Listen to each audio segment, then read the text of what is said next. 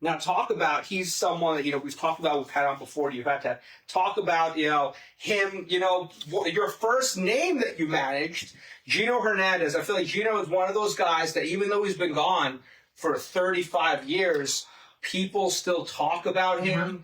He was gone before the age of 30, and the footage that he left, the memories he left, it feels like a new generation are talking about him, which is great. So can you talk about your time with Gino, dog? With Gino and Tully, what you saw on TV, that was them. Gino was very arrogant. No one was better than him. He definitely lived the lifestyle. And what was so funny, I knew Gino whenever I was like 15, 16, whenever he came to work for my dad's territory. And I knew a little bit about him. I didn't know a lot. And then working with him for a couple of months, I thought I knew a little bit about him. But when the Dark Side interview came out, and found out he was married and had kids and the secret life down in Houston. Oh my gosh. He was living like 3 lifetimes at one time and just burned out. He met the wrong people and they definitely made an example out of him. Now, do you think it was what it was, or there was some mysterious circumstances? There's mysterious circumstances. The one thing that stands out in my mind is the cigarettes.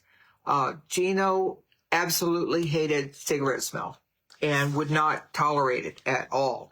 And to have a package of cigarettes on the table was some sort of message, because that was just, he wouldn't put up with it. So he wouldn't if he knew that you smoked, you probably would not get in his apartment. I think the autopsy was odd. I think it's the funniest part was found out that his mom was a rat. Yeah, so I actually had known that. Shout out to Eddie Mansfield, who actually had told me that before. I just put the two because I knew you were going to say it that bluntly, but well, girls that enjoy the boys are rats. I mean, there's nothing.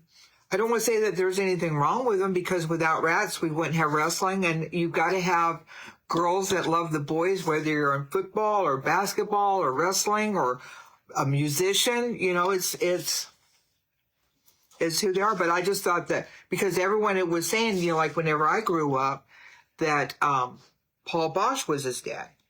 But then finding out through the Dark Side that his mom's still living. I'd like to talk with his mom just to meet her. But that his dad was like one of the opening guys, and not at all what Gino would lead you to think that he was what he came from.